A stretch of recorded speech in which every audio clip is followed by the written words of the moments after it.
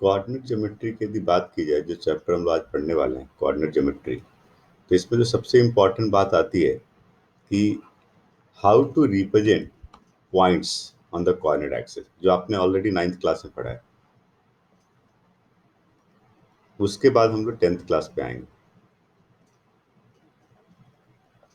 9th class में हमने पढ़ा था कि किसी भी पॉइंट को कोऑर्डिनेट एक्सिस के ऊपर कैसे रिप्रेजेंट करते हैं। तो कोऑर्डिनेट एक्सिस क्या होता है? कोऑर्डिनेट एक्सिस क्या होता है? Number line. हमने 9th क्लास में आपसे कहा था कि आपके पास यदि एक एक्स एक्सिस है और इस एक्स एक्सिस के ऊपर एक परपेंडिकुलर लाइन ड्रॉ करते हो, इसको हम कहते हैं Y axis. What is X axis? Just like the number line.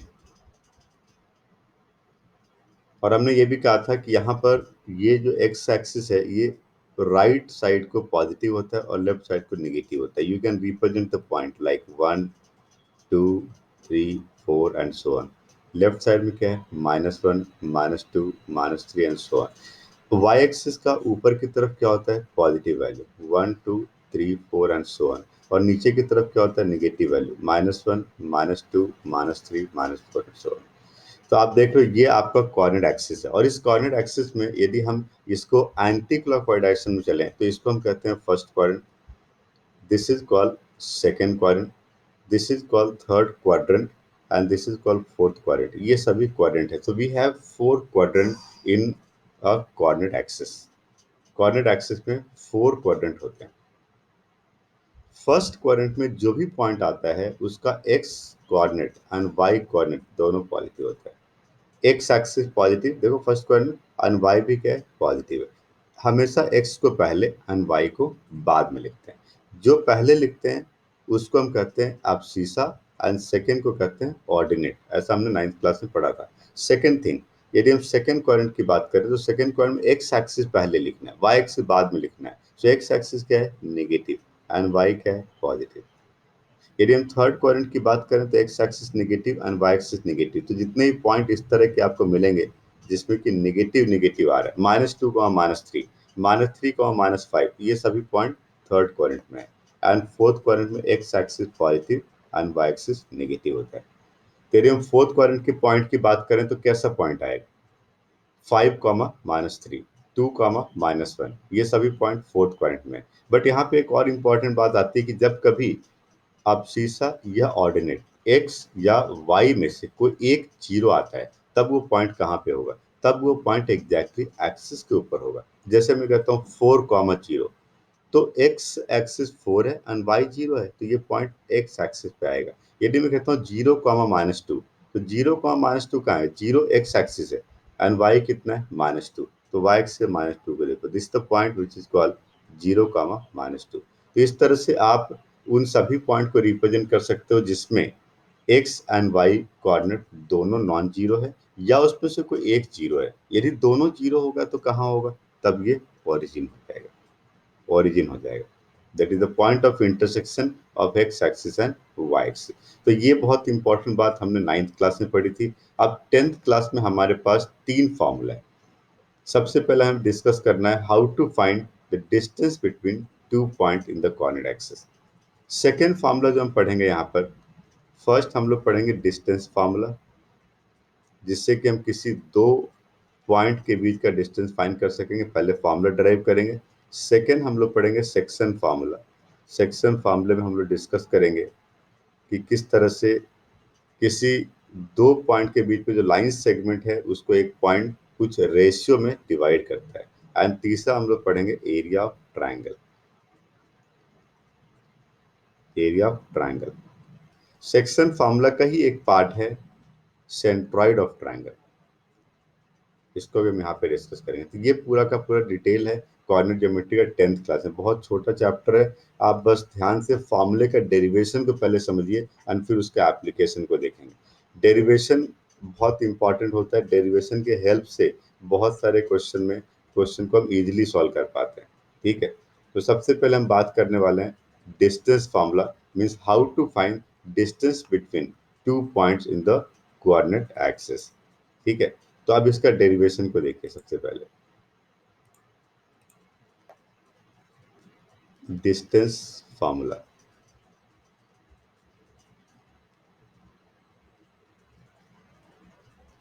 we are finding the distance between two point on the coordinate axis। हम coordinate axis पे किसी दो पॉइंट के बीच के डिस्टेंस के बारे में बात करेंगे यहाँ पे। ठीक है, तो आप देखिए यहाँ पे यदि हम बात करें, ये हमारे पास एक कोऑर्डिनेट एक्सिस है,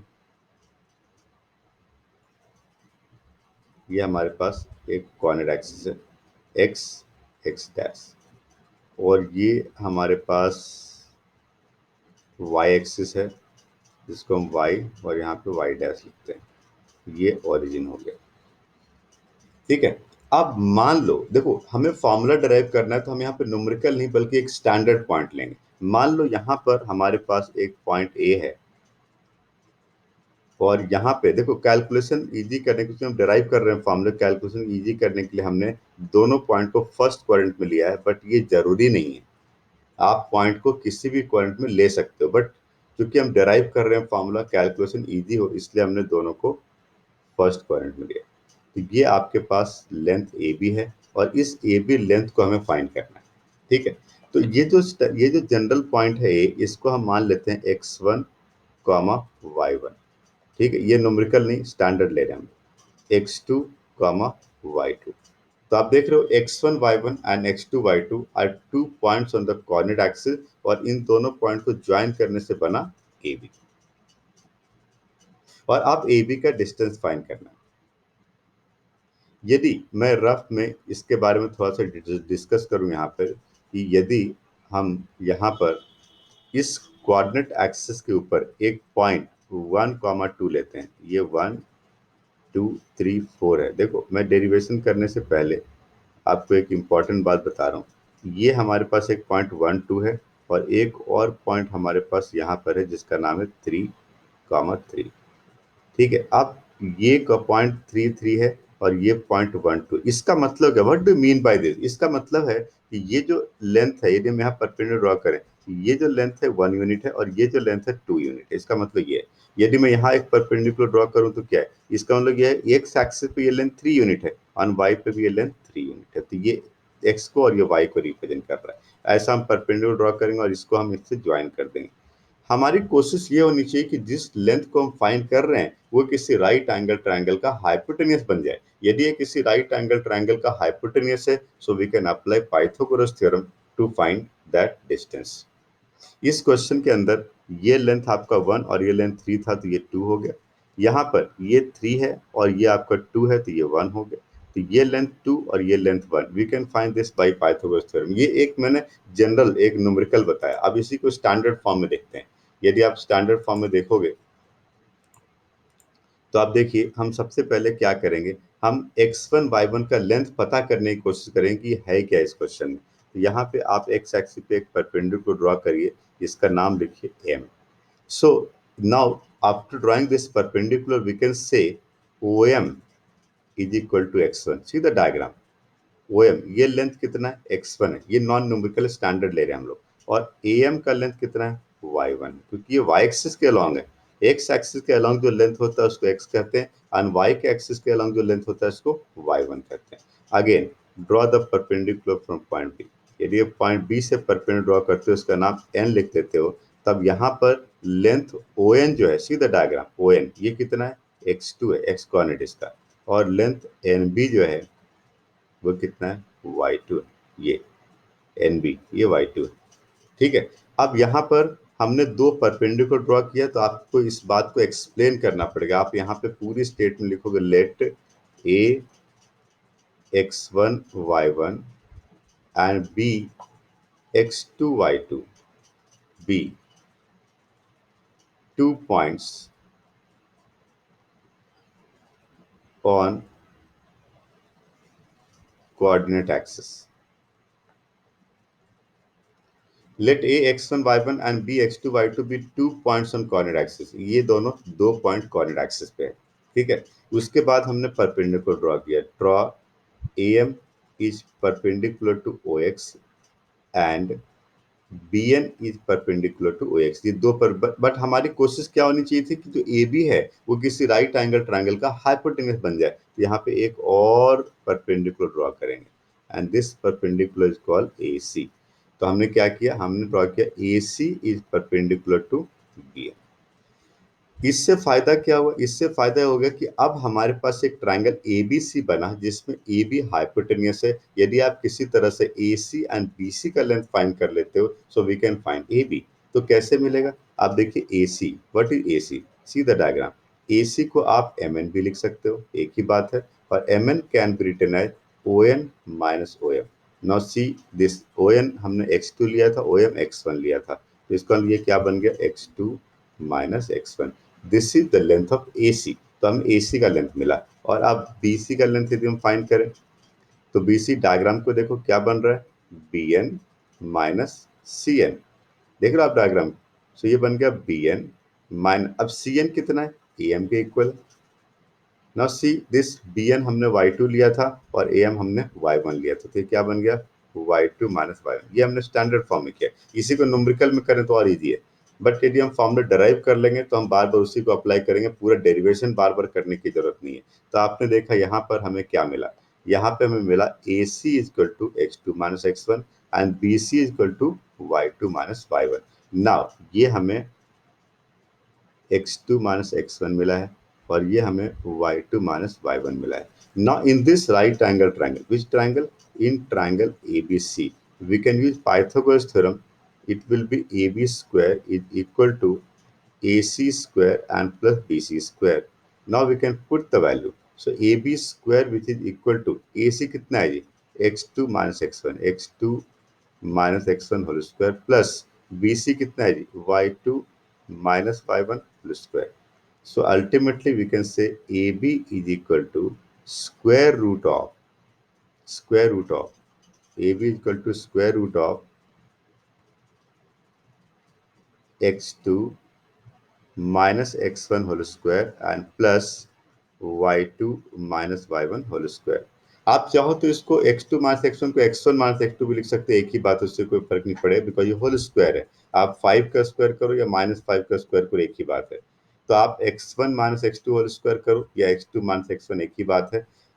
आपको बस ये देखना है कि दोनों के x कोऑर्डिनेट का डिफरेंस का whole square and plus y coordinate के डिफरेंस के होल स्क्वायर को ऐड करके उसका स्क्वायर रूट फाइंड कर रहे हैं, that is called the distance formula. So distance formula का हमने एक फार्मूला डेराइव कर लिया। अब इसके बेस पे, इस फार्मूले के बेस पे हम डिस्टेंस फार्मूले के क्वेश्चन को सॉल्व कर सकते हैं। कैसे, कुछ एग्जांपल देखिए, कुछ एग्जांपल मैं आपको बताता हूँ। सबसे पहले यदि मैं आपसे एक क्वेश्चन पूछता हूँ कि find the distance between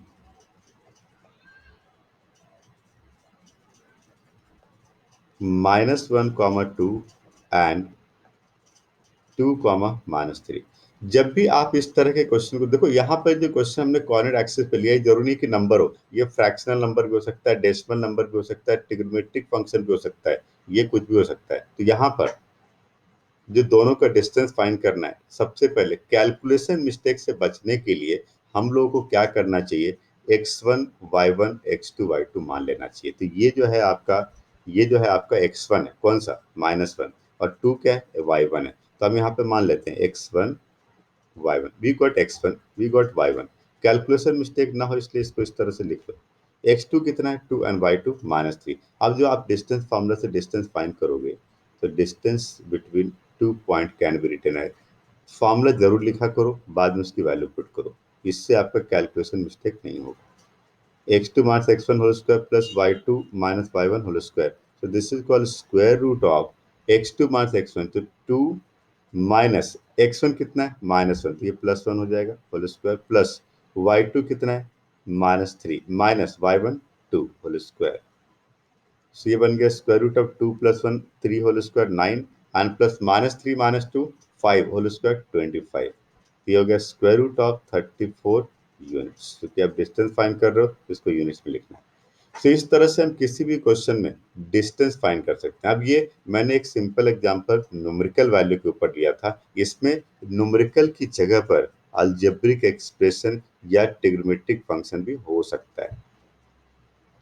तो मैं आपको कुछ डिफरेंट टाइप का डायरेक्ट फार्मूला बेस्ड क्वेश्चन पहले बताता हूँ, उसके बाद हम इसके एप्लीकेशन पे आएंगे।